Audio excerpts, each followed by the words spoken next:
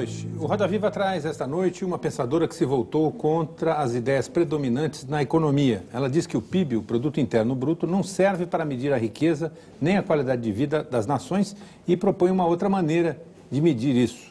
Ela defende que os gastos com educação e saúde sejam contabilizados como investimentos e não como despesas. E acha que é melhor buscar um modelo de desenvolvimento baseado no estímulo às pequenas empresas e até fazer o escambo de mercadorias para livrar os países da dependência de dólares. Nossa entrevistada desta noite é a futurista e ambientalista norte-americana Hazel Henderson. Considerada uma das líderes do pensamento alternativo no mundo, Hazel Henderson veio ao Brasil para o Fórum Econômico Social de Porto Alegre. Em artigos publicados em mais de 400 jornais do mundo, ela vem difundindo suas ideias em busca de novas concepções de governo, política, trabalho e vida em sociedade. Já escreveu 8 livros, dos quais 3 foram publicados no Brasil. Construindo um mundo onde todos ganhem, transcendendo a economia e, o mais recente, além da globalização. A visão geral sobre globalização apresentada no capítulo 1 esclarece as mudanças ocorridas na economia mundial que tornaram obsoletas muitas estruturas políticas e teorias econômicas atuais. Hazel Henderson diz que, depois da louca guerra econômica competitiva e da invasão dos mercados pelo capital especulativo, as forças globais precisam ser domesticadas e reguladas se as nações pretendem recuperar algum controle sobre seus destinos políticos. A autora engrossa a fileira de pensadores que estão buscando formas diferentes de ver o mundo e atuar sobre ele. Hazel pergunta o que é essencial e o que é periférico, o que é fundamental e o que é ilusório. Segundo ela, muitas das distorções que vivemos hoje são causadas por ideias e teorias superadas e que é preciso fazer uma escolha: administrar a economia ou construir uma sociedade para todos. A ideia de transcender a economia é buscar nova concepção de governo, política, educação, trabalho e vida em sociedade. Na visão da autora, é a busca de um futuro baseado mais em valores humanos e menos em valores econômicos. Para entrevistar Hazel Henderson, convidamos Thaís Corral, jornalista e coordenadora da Rede de Desenvolvimento Humano, Rede, integrante da Comissão sobre Globalização ao lado de Mikhail Gorbachev e do investidor George Soros. Washington Novaes, documentarista, consultor do meio ambiente, da TV Cultura e supervisor-geral do programa Repórter Eco. Mariana Barbosa, repórter da editoria de política do jornal O Estado de São Paulo. Daniela Creche, subeditora de política e país do Jornal do Brasil. Luciana Rodrigues, repórter de macroeconomia do jornal o Globo. Cláudio Ângelo, editor assistente de ciência do jornal Folha de São Paulo. E Rodrigo Loures, que é presidente da Nutrimental e membro da Fundação Brasileira do Desenvolvimento Sustentável, do Instituto Ethos e de entidades americanas dedicadas ao tema da responsabilidade social. O Roda Viva é transmitido em rede nacional para todos os estados brasileiros e também para Brasília. Hoje ele não permite a participação do telespectador porque o programa está sendo gravado. Boa noite, Hazel. Os livros que a senhora publicou, pelo menos os 3 que saíram no Brasil, têm uma quantidade impressionante de dados, de informações, de estatísticas e de aspectos da situação da sociedade mundial que desenham um quadro, no fim das contas, muito otimista. Né? Estamos numa crise, o paradigma está mudando, as coisas estão se transformando, mas, no fim das contas, pela visão da senhora, tudo vai acabar bem.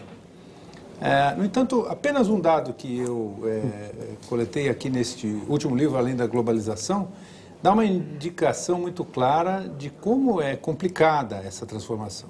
A senhora menciona que menos de 8% do aumento de renda das 400 pessoas mais ricas nos Estados Unidos, em 2 anos, seria suficiente para cobrir 2/3 dos gastos com educação dos mais pobres nos Estados Unidos.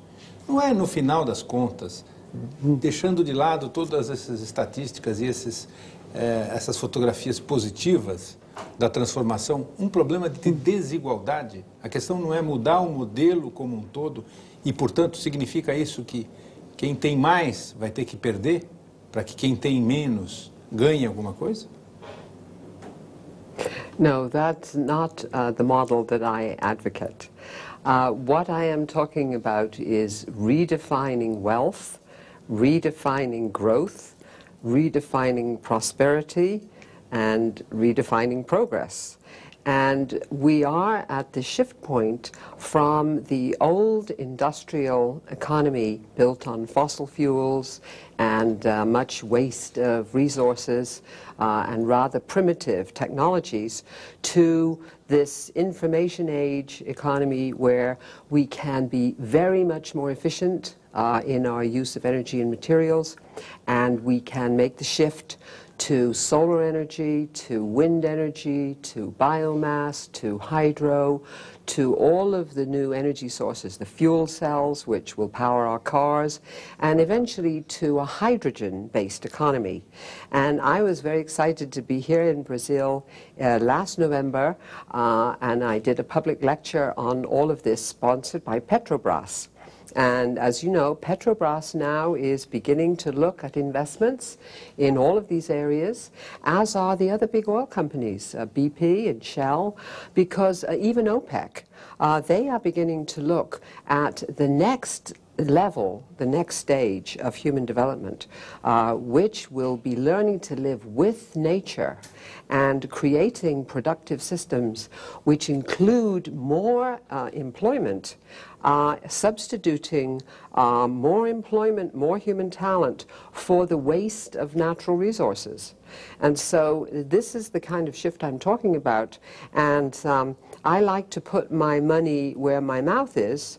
So I advise a mutual fund in the United States which manages $8 billion worth of assets in these kind of companies, in the stocks of these kind of companies.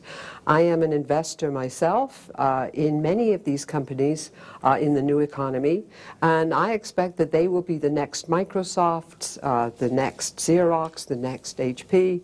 So I think that what I see here in Brazil is that Brazil is one of the richest countries in the world. And if you look at it from the little perspective of the narrow old economics, they see only the debt. They don't see that with that public debt, Brazil created tremendous infrastructure assets. But, for example, GNP doesn't have an asset account. So as long as you don't include all of these assets, the airports, the roads, the hospitals, the universities, on the asset side, it makes the debt look twice as big as it is.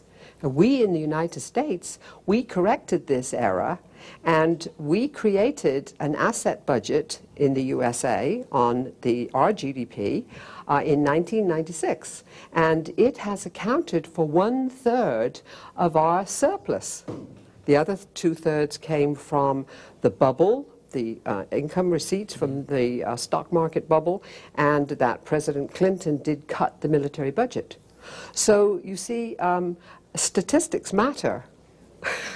Agora, essa situação se mantém nos Estados Unidos no governo Bush? Essa maneira de medir as coisas? Oh, yes, yes.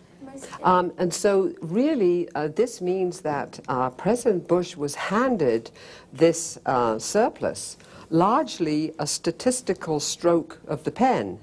But now, of course, because of turning the USA into the world's global policeman, which he said he would not do while he was running for office, he is now creating deficits again. And so really, they are deeper deficits than they would have been if we hadn't made this accounting change in 1996. And by the way, the Canadians follow suit, and they changed their GNP and created an asset budget in 1999, and now they went from a deficit where they were going to cut the school programs and they were going to cut the welfare programs of the government.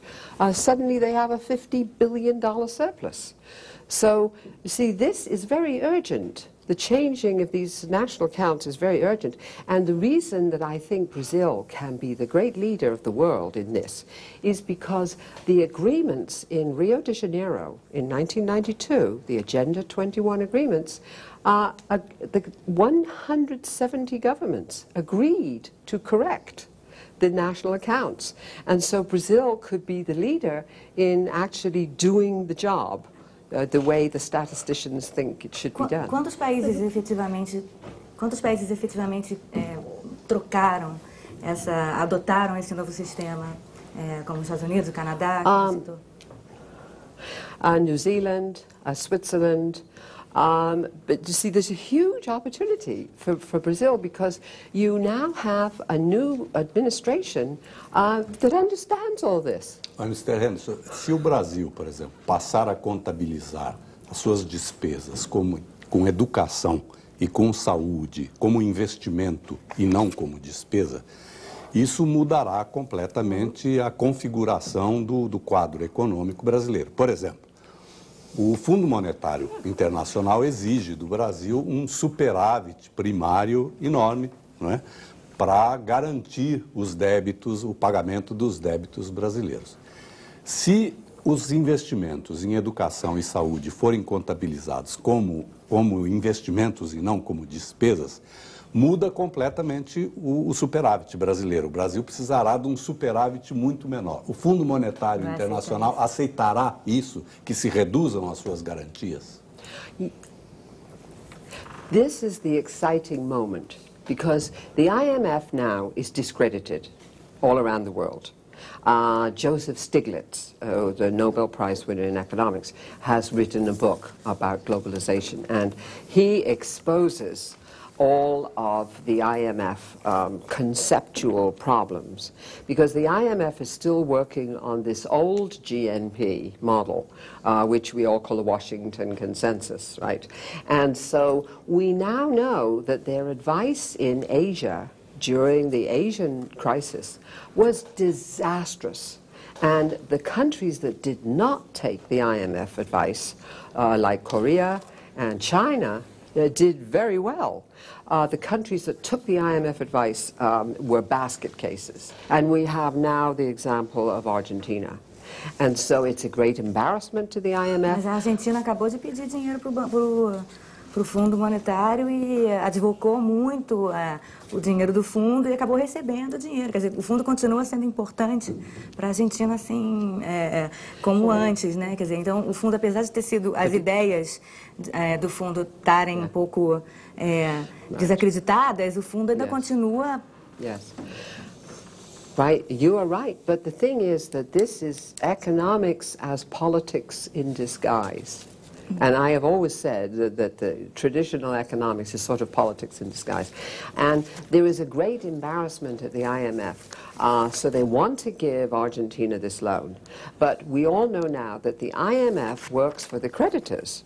And when you get a loan from the IMF, the money will go into the Argentine Central Bank for about 1 week. And then it's back on Wall Street, back in the currency speculator's pocket, and all Argentina will have is a bigger debt and higher interest rates. Mas, Mr. Henderson, vamos voltar à questão. Se o Brasil contabilizar as suas despesas em educação e saúde como investimento, ele terá um superávit primário menor e, portanto, terá muito menos dinheiro para pagar juros ao Fundo Monetário, aos bancos e a todos os credores. Isso introduz uma questão nova, quer dizer, quem vai aceitar isso? Okay. First of all, I don't think it would make Brazil's primary surplus smaller. It would make it larger. You see, the thing is, okay, so Brazil has a debt of approximately 60% of GDP. And if it not only put the education investments and the health investments, I mean, we are in the information age, and healthy, well-educated citizens are the primary factor of production in an information age. So this is the theory behind it. But if they also accounted for all of these infrastructure projects that were created by public taxes and assets, this would probably cut the public debt in half. This is not about writing down the debt. This is simply about saying, okay, we have this 60% of GDP or whatever it is. I don't have the exact number on the debt side, but we have much more on the asset side than we thought we had. And we still haven't talked about putting the ecological assets on the books. Mas será preciso mudar o sistema financeiro internacional para fazer isso. Não é uma decisão individual, não é de um país só. Tem que combinar com o mundo todo. That's right. Uma vez. I totally agree with you. And that's why I have been working at the United Nations level with the United Nations Global Compact, creating new systems of accounting, the Global Reporting Initiative, where in our investment in the Calvert Group, we use triple bottom line accounting for companies. So we audit them on the economic performance, the social performance, and the environmental performance. It's about internalizing those costs that economists refer to as externalities. That's like a Freudian slip. It means, oh, anything we don't want to put on our balance sheet, we call it an externality, and our children have to pay that debt. So I think that there is a unique opportunity right now to educate IMF, to educate the WTO, and to educate Wall Street. Because, for example, the mutual funds that invest in the same way that the Calvert Group does, and many other of the Business for Social Responsibility, and I was learning at a seminar this morning, Bovespa now has a new Bovespa index of companies with higher social and environmental and governance performance. The representative of Bovespa says that those companies are doing better. They're making higher returns. And we have the same thing happening on Wall Street. And so in our industry now there's 2.3 trillion of US dollars invested in this superior performance where you internalize all of those costs. So we are educating the Washington Consensus, the World Bank. They are terrified of us. So have courage, have courage. You have friends all around. A senhora foi convidada. A senhora, uma das críticas que a senhora faz às estatísticas econômicas é que elas não medem com precisão a economia informal. E aqui no Brasil, muitos economistas falam que a economia informal é um grande problema, porque gera menos arrecadação de impostos e as pessoas não têm acesso aos benefícios sociais. A senhora acha que realmente a economia informal é algo que deve continuar existindo e as ferramentas de estatísticas devem ser aprimoradas, ou deve ser o caminho inverso, você incentivar a formalização do trabalho informal e das microempresas informais? This is a very good question, thank you. Because I believe that we should remember that we human beings on this planet have always had two different ways of transacting with each other. And originally we all bartered and traded without money. And then money was invented. And this is a very wonderful invention. It means that you don't have to carry a pig to the market and change it for a cow, you know, so it's very, very convenient.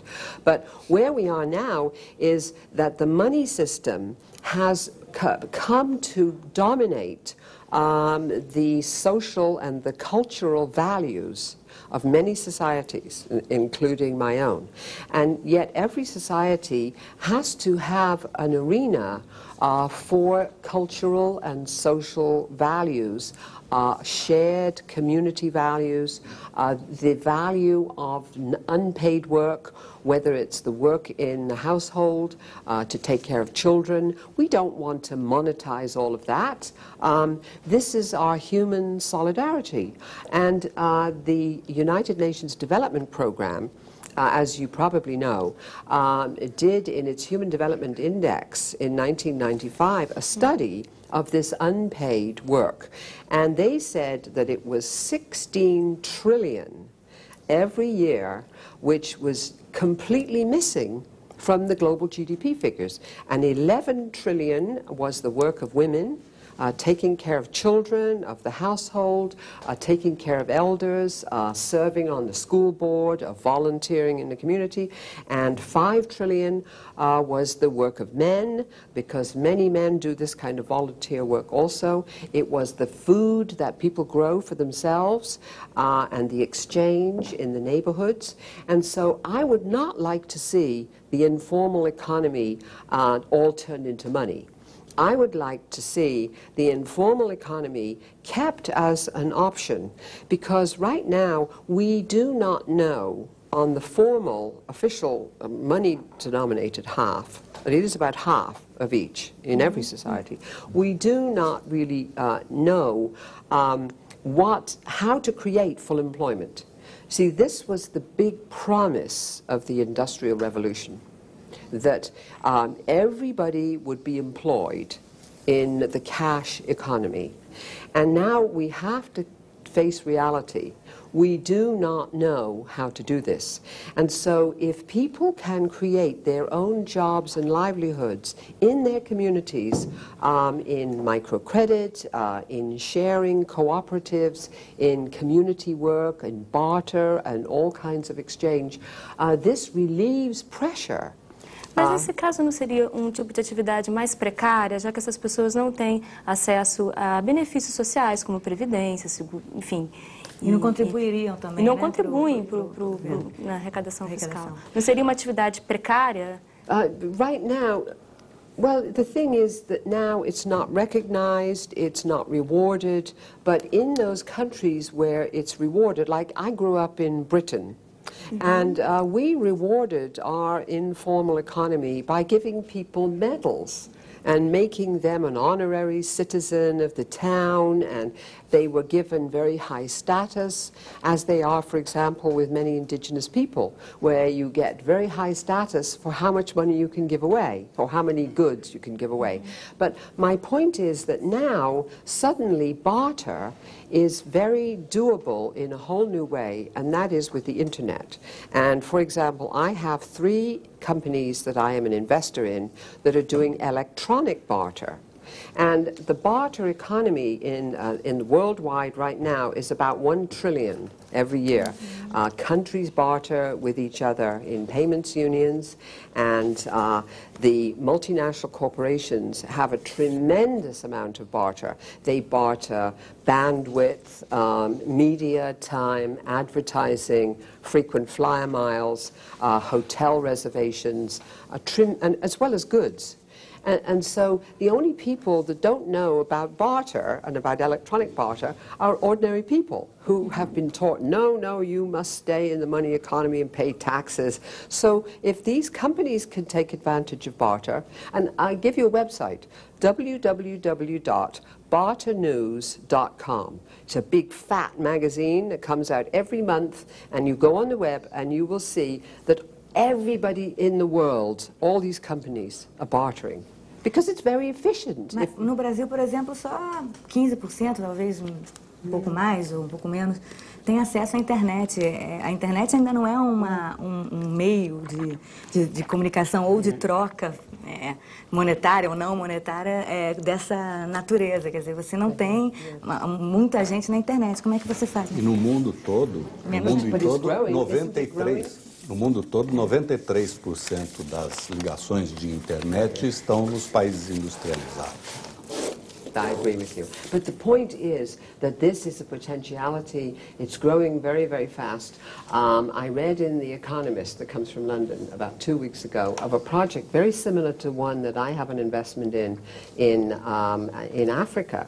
And this is to help village people decide whether to take their produce into the nearby market town and get money for it, or whether to barter it in their own community.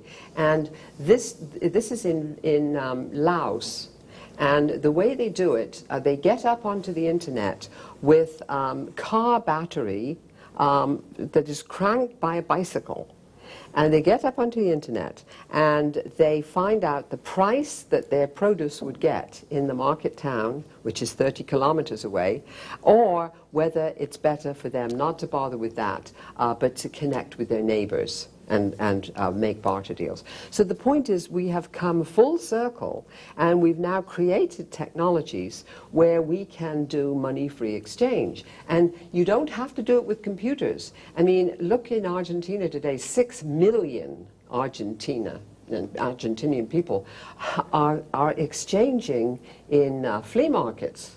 and creating their own currencies because they trust their own currency more than they do the pesos, which are printed at the central bank. Mas isso não enfraquece um pouco a economia nacional, a soberania nacional, ou enfraquece o Estado, os Estados como um todo? Quer dizer, como é que fica isso em termos de relações internacionais? Você ter várias moedas em vários países, você vai ter cada vez mais subgrupos dentro dos países, que é um lado da globalização, né? Essa fragmentação. Isso não pode levar a um caos social, um caos econômico, talvez? Well, no, it wouldn't, because you see, at the moment, we have a very rigid global system of currencies, which are completely, in the private sector, completely unregulated. $1.5 trillion worth of currencies is sloshing around the planet every day and overriding the sovereignty of even the most democratically elected leaders. And this is what I call the global casino. And so at the UN level, I was at the meeting in Monterrey, Mexico, and all of these ideas for how do you tax global currency speculators, because 90% of this trade is speculation. How do you tax this and help make national budgets whole again, and how do you use it for social purposes? A senhora defende a taxa Tobin.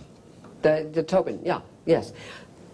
Well, this is one way of doing it, but I have a patent on another system called the FXTRS system, which I will donate the money, the royalties, to the United Nations. But this is another way of doing it, and this is a screen-based trading system that any central bank can simply purchase unilaterally, and it allows the central bank to deduct a very small tax. And it's so small that the traders don't even notice it. I know because I and my partner have interviewed traders. Oh no, you know, it's like 0.0, like the Tobin tax, 0.001% or something like that. And as a speculative raid on a currency begins to happen, like when the real was being attacked speculatively. You see, any time the IMF puts a big chunk of money, like 30 billion we give to Brazil, all of the currency traders say, oh boy, here we go. And they can't wait to get their hands on it, you see. And so the way this trading system works, as the bear raid attacks the currency, the algorithm in the computer raises very imperceptibly that tax. And the system is very transparent. So as they see the tax going up and the money is cascading into the central bank's coffers, and suddenly the speculators say, oh, we're out of here. We will go and attack the Czech koruna, or we'll attack some other currency. You see, and so we have one government who is looking at this system and has been doing a technology assessment of our system for 2 years, and that is the People's Republic of China. And when they make the renminbi their currency, or sometimes called the yuan, when they make it convertible, as they have to do when they go into the WTO, they will have a system like this, and the renminbi will be so important that they can set any rules they want. So they refer to our system as the virtual Great Wall around the renminbi. Agora, a questão... A senhora imagina que esse mundo, admirável mundo novo que a senhora descreve nos seus livros, um mundo em que todos ganhem, poderá ser construído sem conflitos, sem crises, sem guerra, sem choques? Quer dizer, basta convencer as pessoas? Well, it must be. Because if we go on with the kind of competitive economic model that we have at the moment, it will descend into global economic warfare. And if you look at what is happening in terms of my country threatening to attack Iraq, we know it's about the economy. It's about oil. It's about the fact that the U.S. economy is twice as energy wasteful as the economies in Europe and Japan, and that there is not the political will to get Americans to buy the kind of car that I drive, which is a Toyota Prius hybrid. And I've driven this car for 2 years. You can buy them in any Toyota place in the US, and it gets 50 miles to the gallon. It has an electric battery, which does not have to be recharged. It gets recharged by the wheels as the wheels go around, and you brake, that recharges the battery. And the Honda two-door, mine is a four-door, the Honda two-door gets 70 miles to the gallon, and this is what is blocking the politics and creating the conflicts. We're going to have wars over water.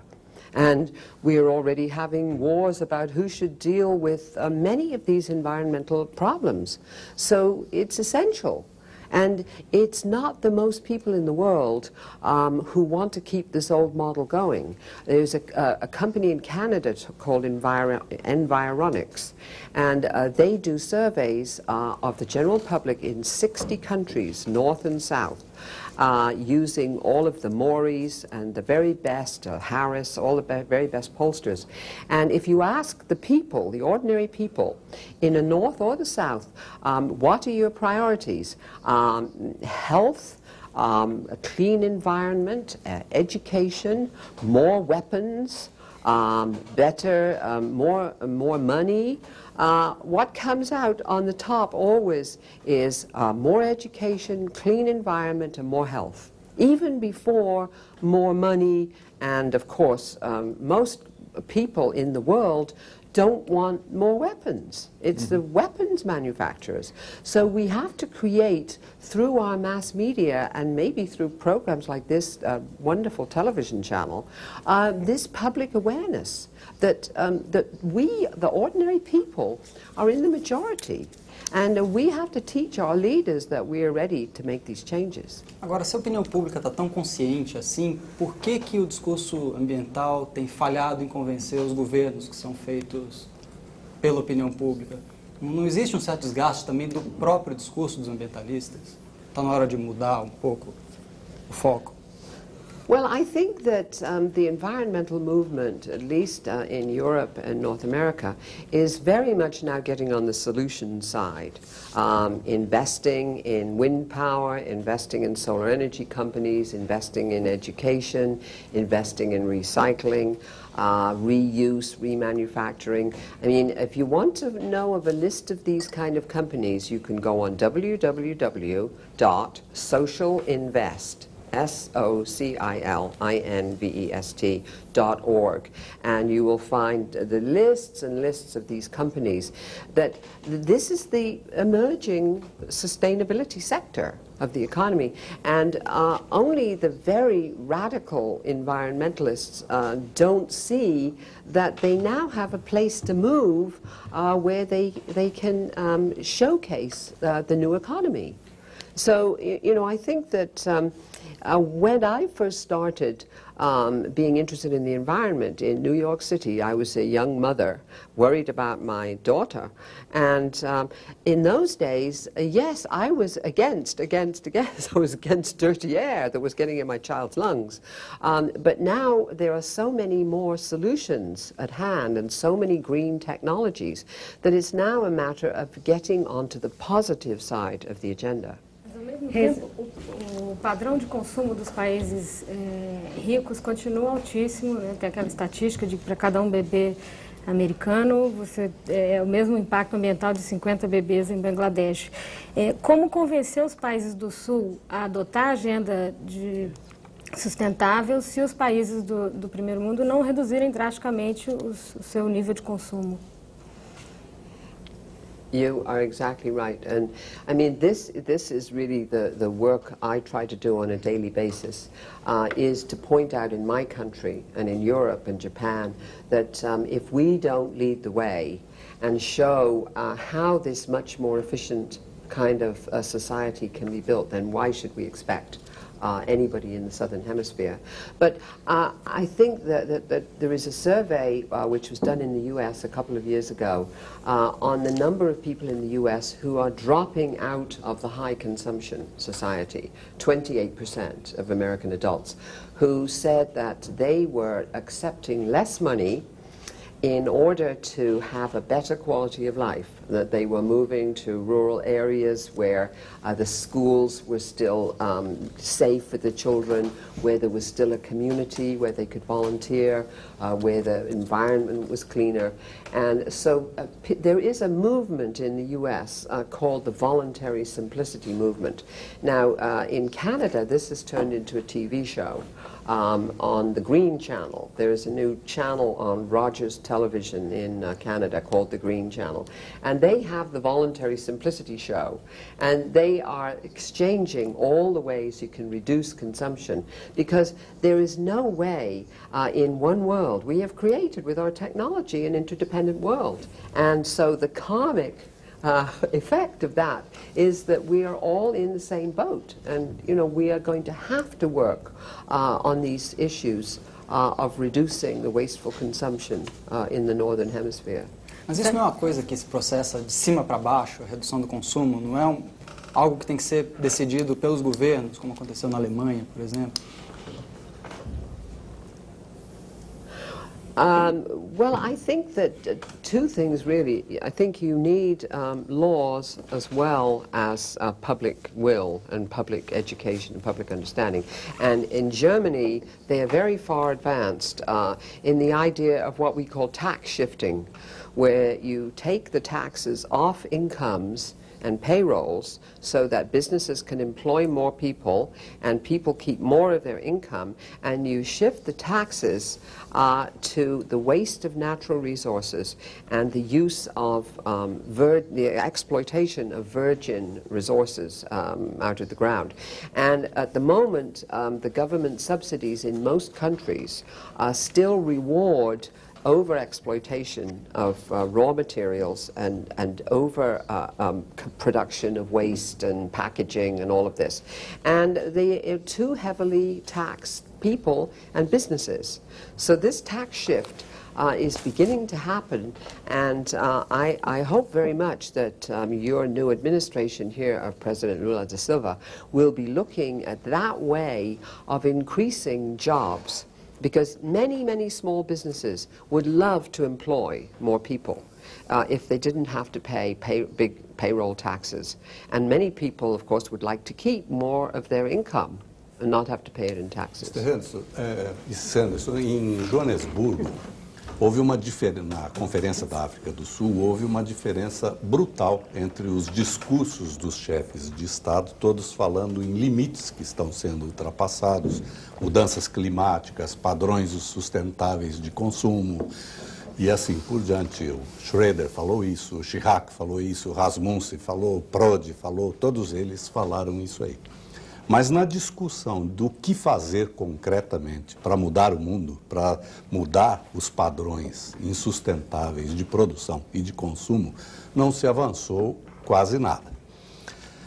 O Lister Brown, que foi do Clube de Roma e foi do World Watch Institute, diz uma coisa interessante. Ele cita um ex-vice-presidente da ESSO que diz o seguinte, que o socialismo entrou em colapso porque não conseguiu que os preços dissessem a verdade econômica.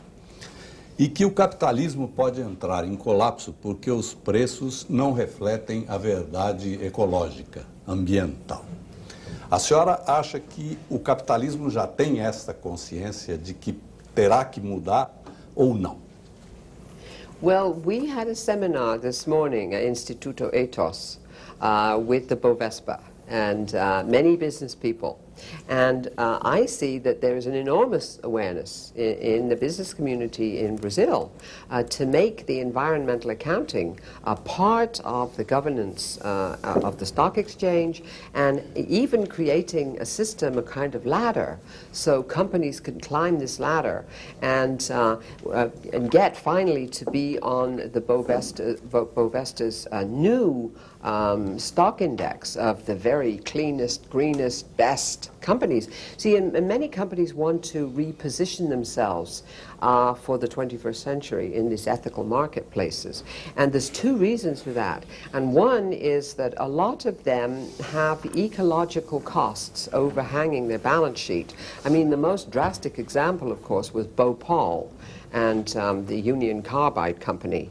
But there is a similar overhang on the balance sheet of Vice President Cheney's former company, Halliburton, that may be shut down and may go into bankruptcy because it bought a company which had asbestos problems. And so the costs of this wasteful kind of economy run into the billions. And so there is a new fund which is being advised by a friend of mine, the CEO of a company called Innovest in Toronto and London. This is a new green fund put together here in Brazil by ABN AMRO. And so what's exciting about this is the performance of this fund is very good. I know I talked to the CEO, and I was hoping he could come down with me on this trip. And so I really think that there will be no future capitalism if it isn't around tuning up the marketplace. And we don't have to keep relying on poor old Adam Smith. Because I think if Adam Smith came back today, 200 years later, I think he'd understand exactly what we were doing. Because he says that the only way that markets really work is these conditions that everybody has equal power and equal information, and that no side effects, unpleasant side effects, are visited on third parties who have nothing to do with the transaction. So he would be totally in favor of everything that we're doing.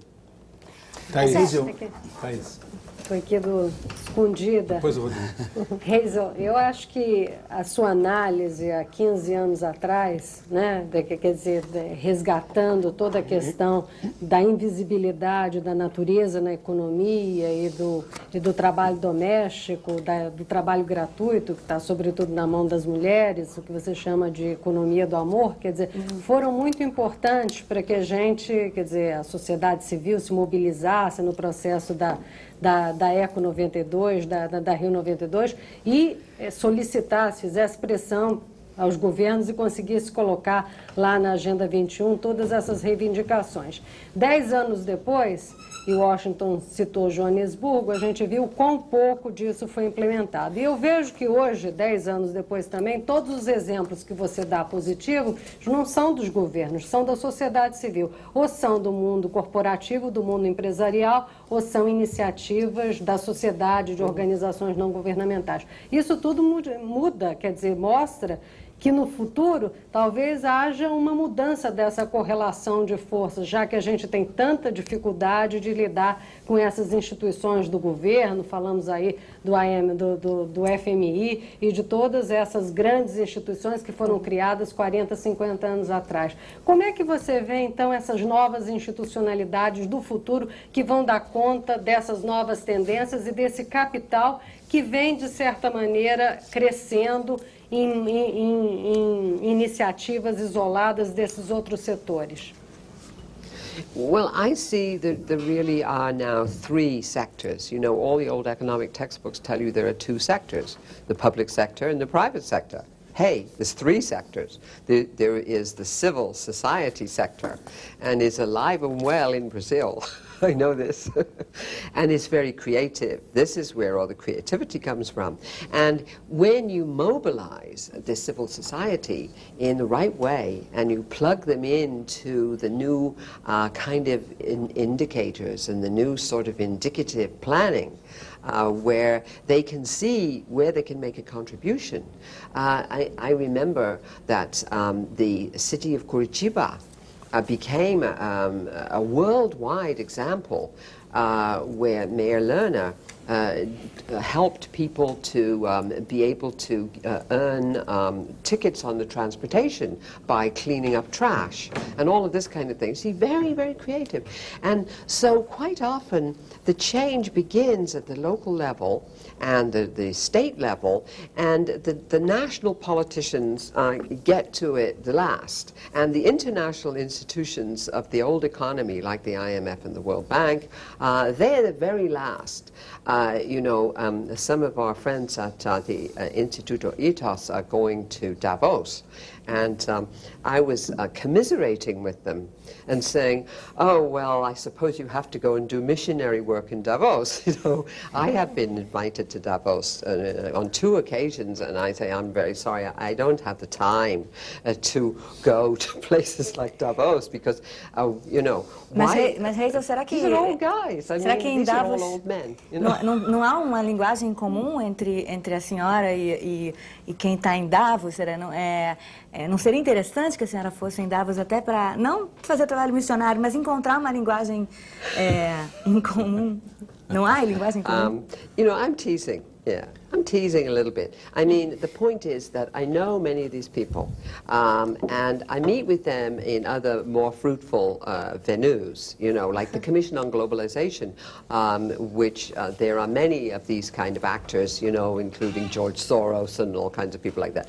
And so there's many venues to engage these people. But I object to the Davos in a way, the Davos World Economic Forum, you know, have become almost a cartel, you know, of these old boys all getting together, wheeling and dealing about plant locations and tax benefits and brokering the taxpayers' money. Exatamente por isso não seria interessante que pessoas como a senhora fossem?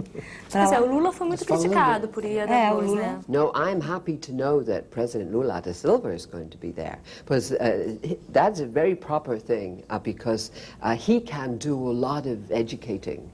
And he is now a celebrated figure in the world because... É o próprio Papa, não é o missionário. É o próprio Papa, talvez.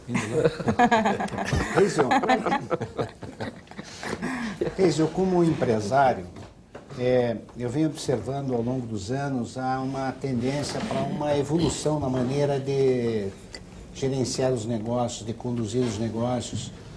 E está acontecendo muitas inovações no mundo, os negócios veem, os empresários, assim como os executivos, as pessoas que trabalham nas empresas, veem assim crescentemente desenvolvendo a sua percepção para a responsabilidade que os negócios têm enquanto uma das instituições que estão se convertendo, quem sabe, na instituição mais influente no mundo. Você tem um trabalho de muitos anos enquanto pesquisadora, participa do projeto Millennium, vem acompanhando o que se passa no mundo. Qual é a tua percepção, assim, de que mudanças positivas estão acontecendo a nível de cultura de gestão de negócios? E qual é o que se pode aprender dessas novas formas, desses novos modelos de conduzir negócios? E uma outra pergunta, qual é a visão de futuro que se tem? Como é que se enxerga a nossa sociedade, digamos, daqui a 30 anos? Como é que é a relação das empresas, dos negócios dentro da sociedade? E como é que acontece essa questão de sustentabilidade? Em que medida as empresas podem colaborar para esse conceito de economia global sustentável? Well,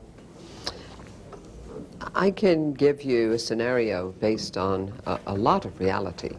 I have been fortunate in the past 6 years to come here to Brazil and to teach at the Management Institute of Amana Key.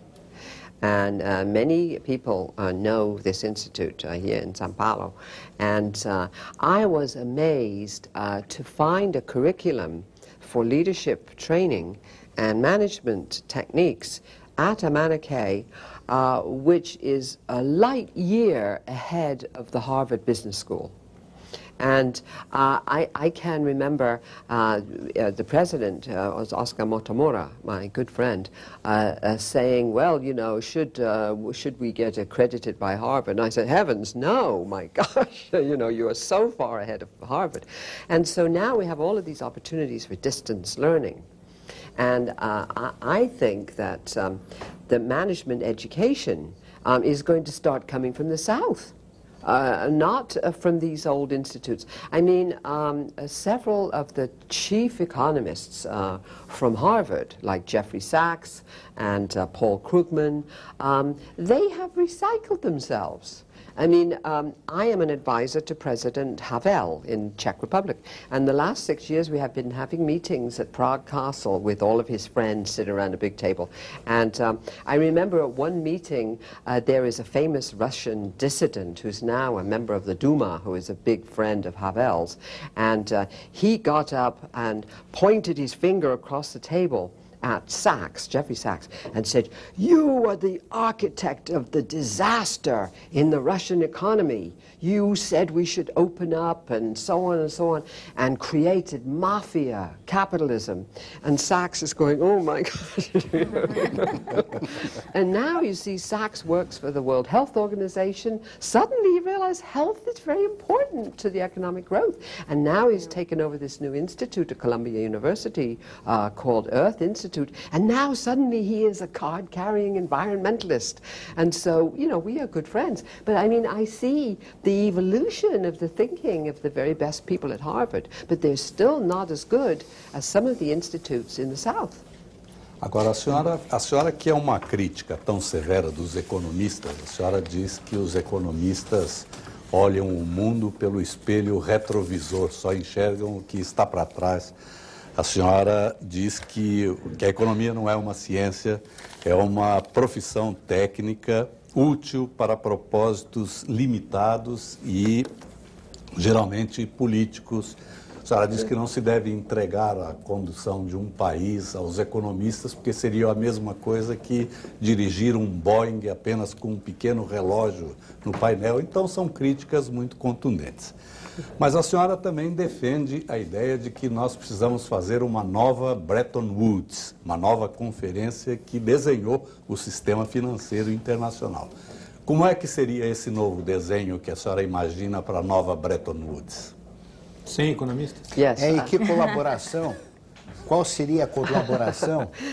I say one thing, and that is you never debate economists. You hire them. Then they do whatever you want, you see? And so I was at the U.S. Office of Technology Assessment in Washington. Some of you may know this agency. In the 1970s and 80s, it did the best policy research, you know, in Washington. And I learned this then because we used to put out our requests for proposals, and we would say, this is what we want to do, you know. And we would just hire the economists who would use these internalizing of the costs, and the others we didn't hire, you know. So I think the kind of new Bretton Woods that I'm talking about in my book has been very well worked out by a lot of economists in the North and South, but mostly bringing in other disciplines. And because societies today are very complex, you can't possibly have a single discipline running the whole thing. Quer dizer, voltar a uma ideia renascentista. You have to have a systems approach. Yes, we really are, because we are whole people and we are addressing the issues of the whole planet. And where we're learning the mistakes of the industrial method was thinking that you could do everything in a linear way, that first you solve this problem and then you solve this problem and then you solve this problem. And you have different government agencies and they're even in different buildings and they don't talk to each other. And so you create a great big mess. And so what's needed now really is what was talked about by Jean Monnet, who was the politician who was really in France, who was the architect of the European Union. And he talked about indicative planning.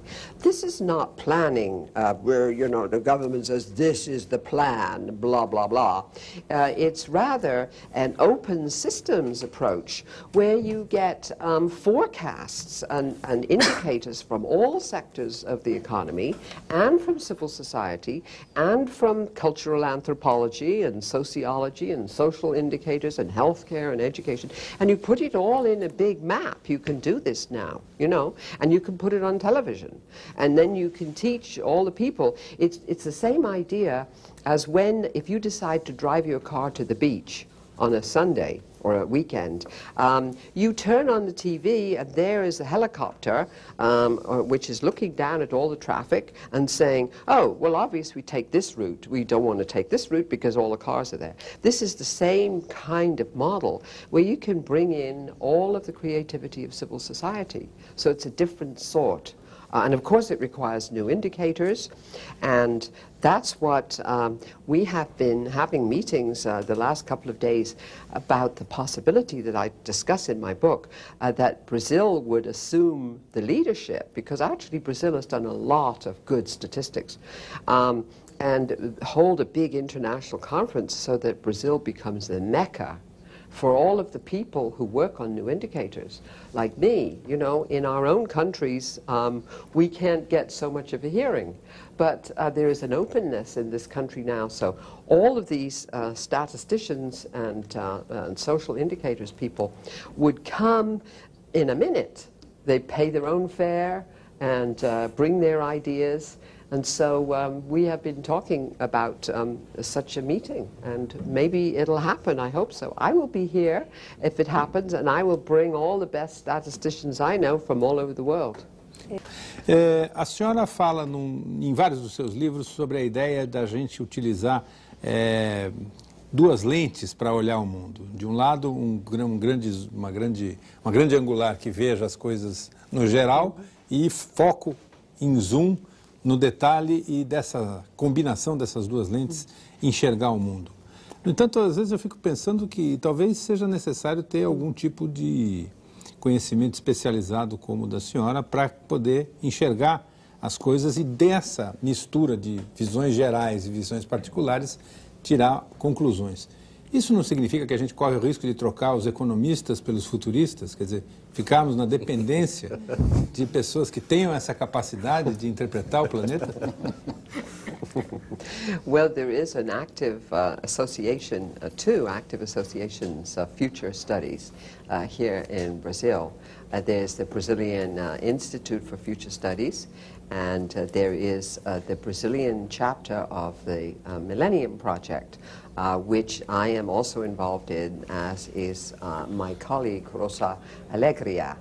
And she learned all of these techniques at the University of Houston, and the Millennium Project has over the past 5 years been surveying futurists and planning officials from business, government, academia, and civil society in about 90 countries of all different cultures, and they have come up with an amazingly similar group of challenges for the planet, for the human family. And these, you know, include the shift to sustainable development, how we can get clean water for everybody, how we can create ethical marketplaces, and so on and so forth, how we can fully take advantage of the talents of 50% of the human family, which is women, and so on and so forth. And the amazing thing is that they agreed on these 15 top challenges from such an enormous diversity of different, and diversity of disciplines. Some had transcended economics, and some had transcended law. Mas não fica mais difícil separar o que é efetivamente, vamos dizer assim, visão de futuro e o que é charlatanismo? Porque eu penso assim, são tão diferentes os cenários e as questões que têm que ser discutidas, que fica muito complicado para quem não é um especialista nisso e não se dedica a isso integralmente, separar o joio do trigo, dizer, ok, essa pessoa tem uma visão de futuro e essa outra está simplesmente enganando as pessoas. Yes, these are all professional people, you know, who work like for Shell Oil. The Shell Oil Company has the largest group of futurists of any company I know, and they developed all of these global scenarios of petroleum, and it guided them to be the first oil company to be invested in hydrogen and solar and, you know, many renewables. Yes, you have to be very careful of these kind of methodologies, but it's quite easy for people, I think, to separate the wheat from the chaff, because there are societies of futurists, there are academic standards for future studies, like the University of Houston, many other accredited kind of programs, and they are generally multidisciplinary. But to go back to your question about what I call the ability that every human being has to pull back and take a wide shot of the whole system and then use the zoom lens to investigate some phenomenon and drill down deeper into the data. And most individual disciplines have been very good at drilling down deeper into the data, but they have lost the picture of the whole pattern, whereas the general public have this inherent native understanding of the big picture. And this is where citizen participation is so important, because so often the citizens are on the receiving end of some government plan or some business that's going to do something which will spoil their forest or something like that. And that's where you have to get the feedback and the feed forward from citizens groups. Now, sometimes it's messy, you know, because like indigenous people who the Calvert Group, we have a screen so that the Calvert Group will not invest in any company that has a major dispute with indigenous people. And how can we possibly get that information? Well, we have 3 leaders of indigenous people who are on our advisory council, which I'm a member of too. And so as we look at a company to whether to invest in it, we run it by these people. They're all on the web. From New Zealand, the Maoris, the people, the Ua people in Colombia, everywhere. And we send them out a message and say, hey, have you got any problem with this company or that company? And we get email messages back in 48 hours. So, you see, this is how you can engage the collective intelligence. Agora, Mrs. Henderson, a senhora fala, destaca sempre a importância da integração entre várias áreas de conhecimento, né? E eu queria que a senhora contasse um pouco da sua experiência, a senhora é autodidata, se isso pode ter ajudado de alguma forma a trabalhar em uma área de conhecimento tão vasta, já que a senhora não teve educação formal, não seguiu uma escola de economia. Que o presidente Lula também, né? Também seguiu esse caminho de Yes, well, this is really why I feel so happy to see President Lula da Silva here in Brazil, because I had a pretty good education. I grew up in Britain, and I went to one of these girls' schools where we learned to arrange flowers and we learned art, you know, and cooking and things like this, you know. But on the other hand, I wasn't specialized too closely in the wrong way. And I say to many people, if I had gone to Economics 101 and had got a degree in economics, I would have had a form of brain damage. And it would have been very hard for me to see the whole system, you see. And so I have many honorary doctorates from the university in Tokyo, from the University of San Francisco, from the Worcester Polytechnic Institute in Massachusetts. I served for 6 years on the U.S. Office of Technology Assessment. I mean, that was sort of my PhD, because I served as an advisor to this the United States Congress. And I served with Harold Brown, who became the Secretary of Defense, with Gerald Wiesner, who was the president of MIT, with the president of Dow Chemical. And I was the only woman and the only non-president of a big company and the only non-Nobel Prize winner. And so I have been extraordinarily fortunate, you know, because I didn't have all the fixed ideas that you would have got with a college education. And the problem with most of our colleges is they are training young people for the 19th century. Sometimes for the 20th century, Hazel, but not for the 21st century. Mesmo os futurologistas, os futuristas, eles têm que reagir a fatos que eles não preveram, por exemplo, os ataques de 11 de setembro. Isso era impossível de prever uma coisa nessa magnitude. Como é que isso mudou o seu pensamento? Quer dizer, antes, o seu último livro lançado aqui agora, ele é de 99, ele é, acho que, de antes de 11 de setembro. Então, ele mudou um pouco nesses últimos 2 anos o seu pensamento em relação a esse otimismo todo? I give you an example. one of the things that I do is I have a project with the Calvert Group called the Calvert Henderson, that's me, Quality of Life Indicators. And for the past 6 years, we have worked developing these indicators of quality of life for the USA. And what they really look at is the parts of the economy and the society in the US where we really need to work. Like we have 40 million people still don't have health insurance.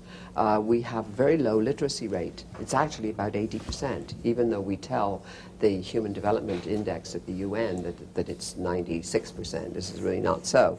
And we have 2 million people in prison, and too many of them are African American people. And so what we tried to do with these indicators is to show all of the areas of the US society that need investment and they need help, you know.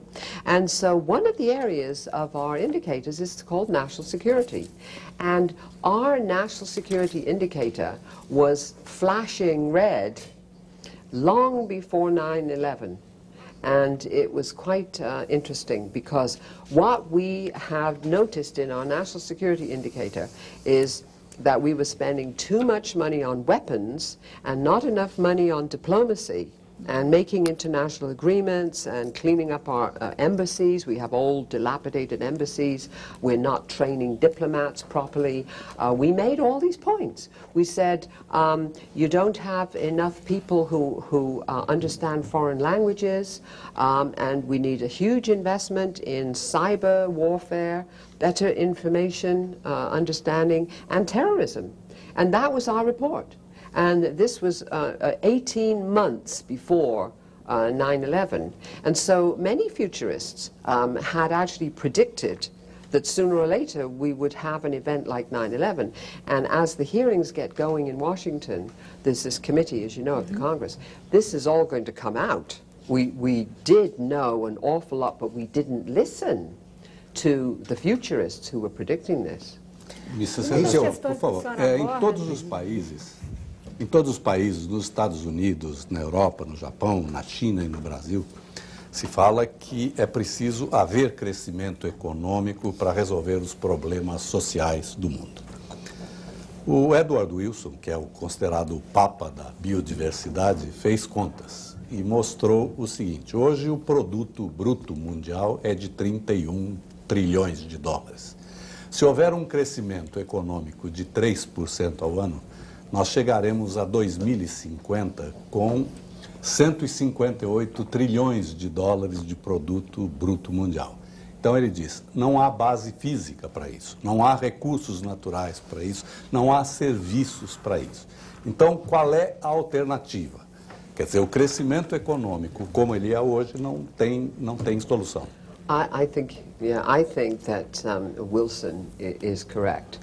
If we go on the same recipe for economic growth that the Washington Consensus model, we are going to need 2 or 3 or 4 planets.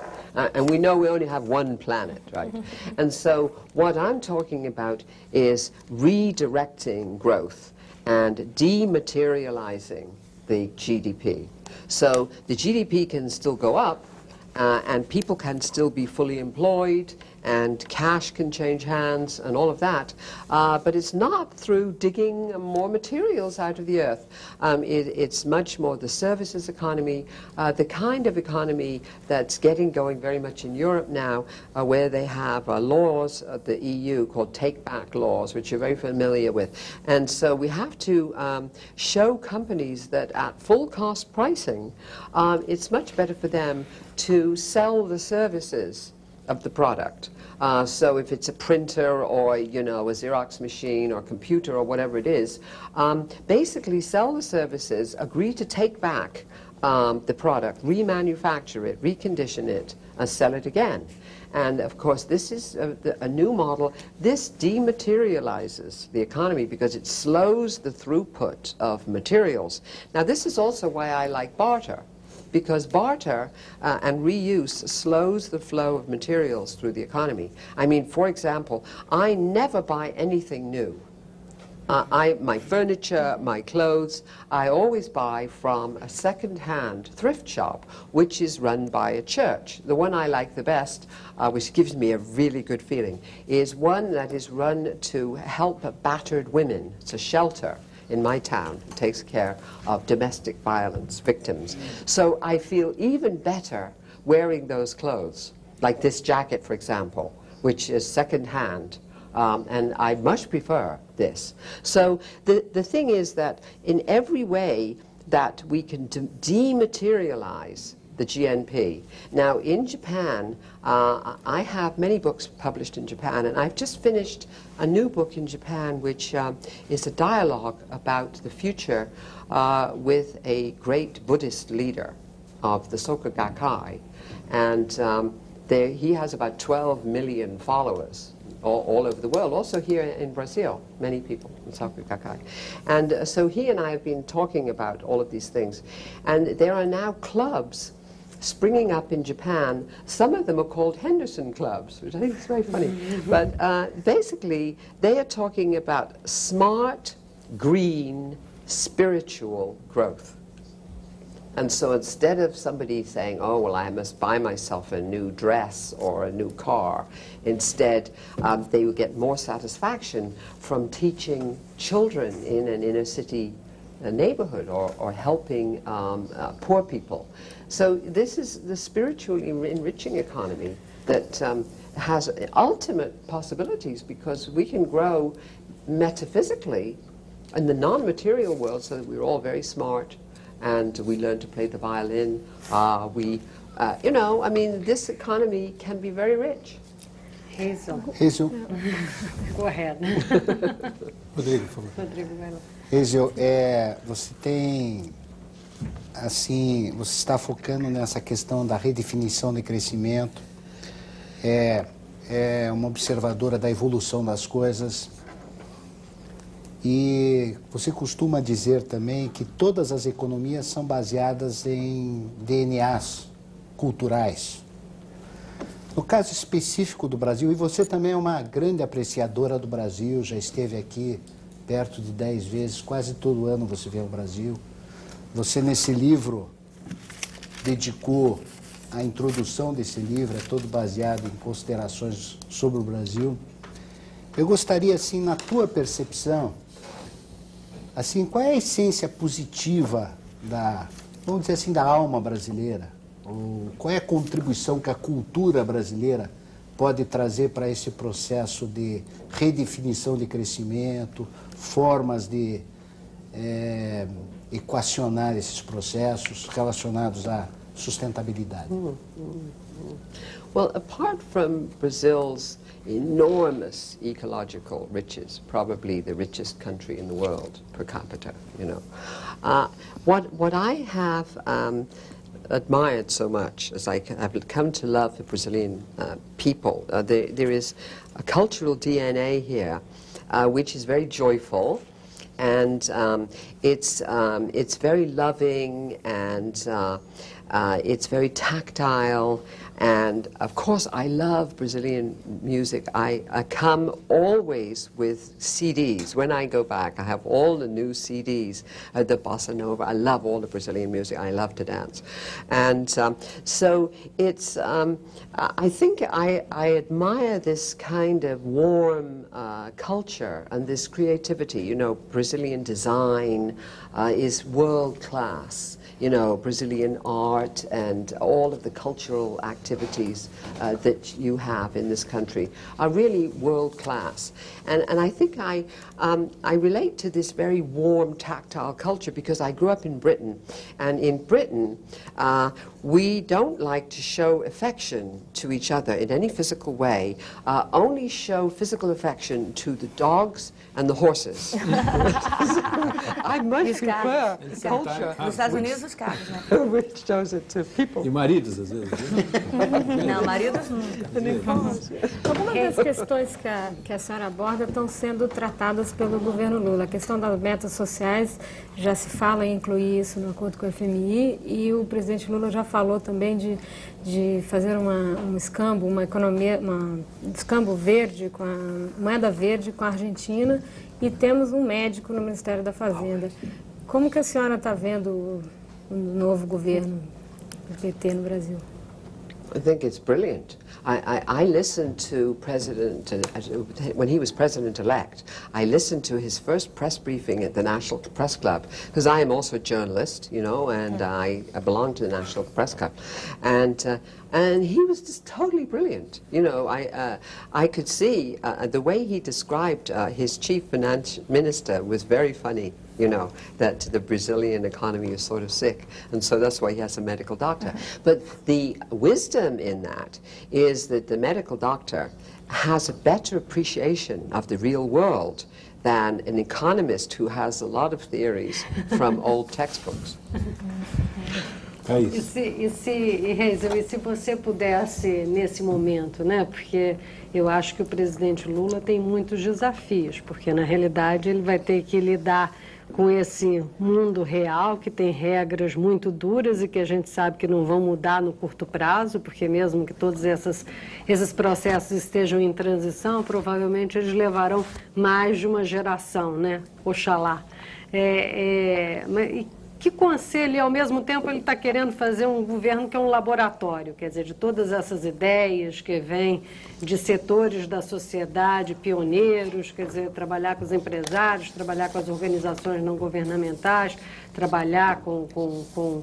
A gente tem no Ministério do Meio Ambiente uma ministra que vem de toda uma tradição socioambiental.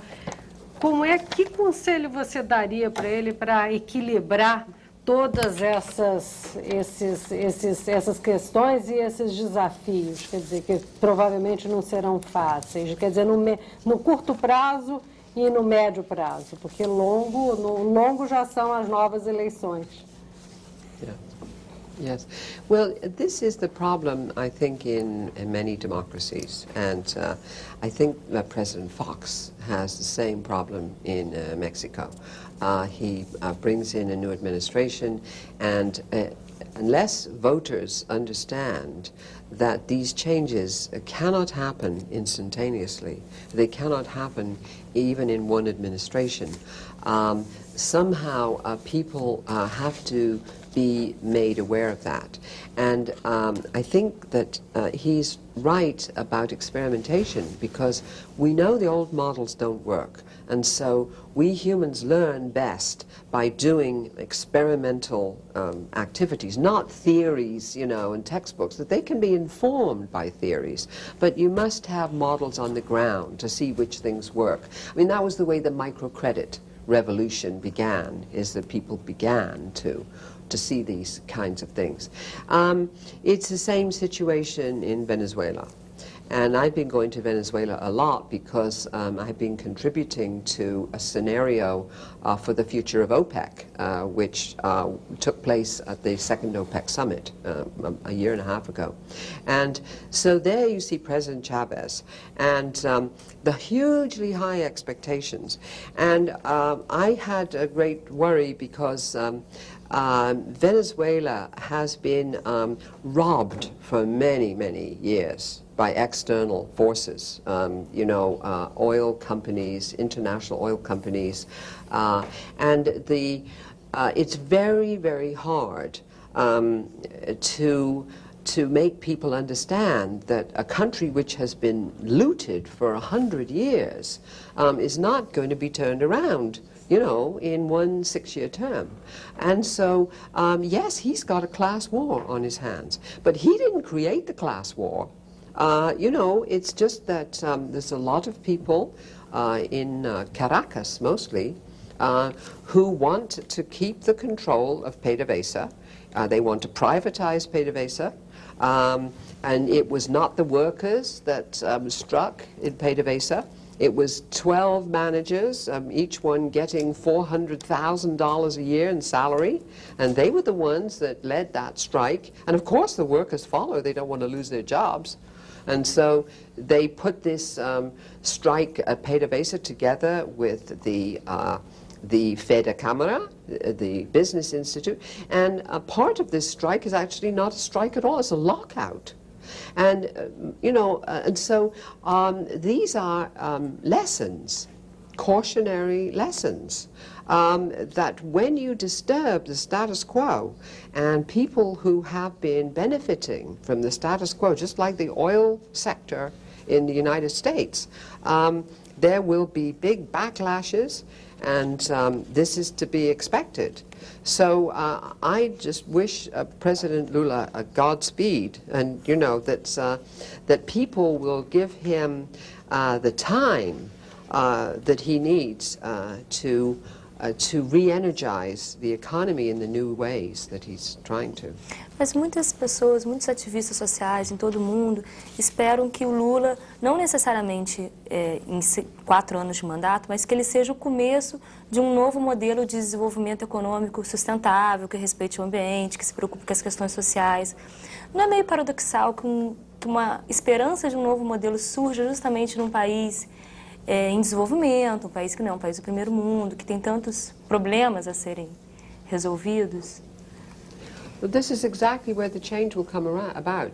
You see, my country, the United States, is in deep denial, as our psychologist friends would say.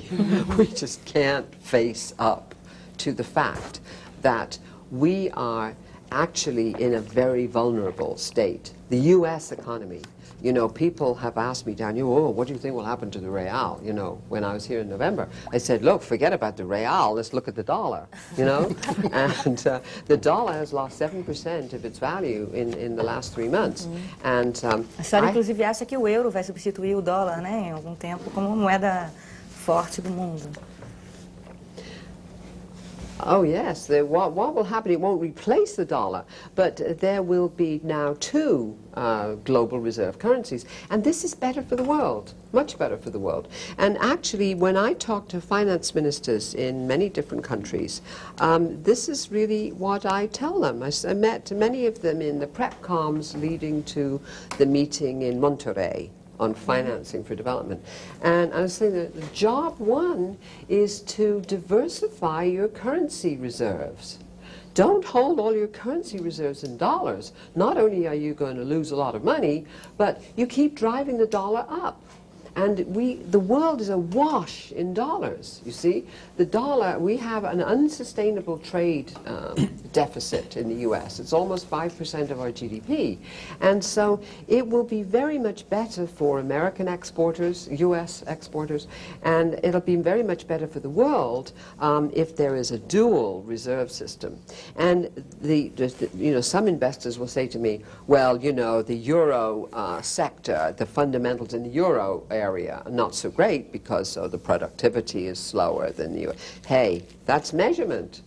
That the U.S. productivity is measured in a way that's very flattering to the U.S. economy, and the European productivity measures are much more a broad social measure. And so I tell you, as an individual investor, I moved quite a lot of money into euros. And so I've done very well. I've got a 7% appreciation. Mas os credores dos Estados Unidos são o maior devedor do mundo, devem alguns trilhões de dólares. Os credores dos Estados Unidos também não querem que o dólar entre em colapso. That's true, but they can't take away from the reality. And the reality is that with the way the market is at the moment, where you've got the corporate crime wave, if it's Enron or WorldCom or whatever it is, you know, this is depressing the market, but also the pension funds of all of these big companies they have enormous pension liabilities because of the stock market drop. We have a negative savings rate, the personal level. We have corporate bankruptcies, the highest level they've ever been. So, you know, if I'm an investor in the U.S. economy, I have to balance that reality. And I mean, the Saudis, you know, have apparently pulled out about $600 billion out of U.S. treasuries. And why would they continue to hold U.S. treasuries when they're getting 0 interest? If you correct the interest rate, which is now what, like 1.25% or something like that, you correct that for inflation, and it's like 0 interest rate, and you have this huge currency risk. I'm sorry, it's the real world, and it's going to happen. I mean, all of the people that I trust, who are currency analysts, are saying, look, the dollar has another 20% to drop, and it will be good for everybody if it does, but we want it to drop in an orderly way. Obviously, it's not good for anybody if it drops precipitously. We hope it'll just gently go down, and the euro will come up. And of course, at some point, there will be an Asian currency that will make a reserve currency. And I always thought it might be the yen, but I think actually it will be the Chinese currency. Is going to be. I mean, this is a karmic thing, which is very interesting. I pointed this out in my editorial, which is on my website, which is www.hazelhenderson.com. I'm sorry to have to say that, but it just makes it easier for people to access it. And basically, we were the ones who made the rules at the WTO that told the Chinese, you must float your currency to make it into the WTO. Now we're terrified and we're saying, oh, don't float the renminbi, because what will happen now is the dollar will drop if the renminbi is floated. And so the Chinese say, okay, we'll be nice, we'll keep it pegged at 8 renminbi to the dollar. But you see, the world keeps changing in very rapidly, so, Hazel, eu queria agradecer muito a sua entrevista, dizer que 1h30 passou rápido, e isso é uma contingência da televisão, que o tempo é finito. Agradecer a sua presença aqui no nosso programa, aos nossos entrevistadores, a você que está em casa, e dizer que nós estaremos aqui na próxima segunda-feira, às 10h30 da noite, com mais um Roda Viva. Uma ótima semana e até segunda.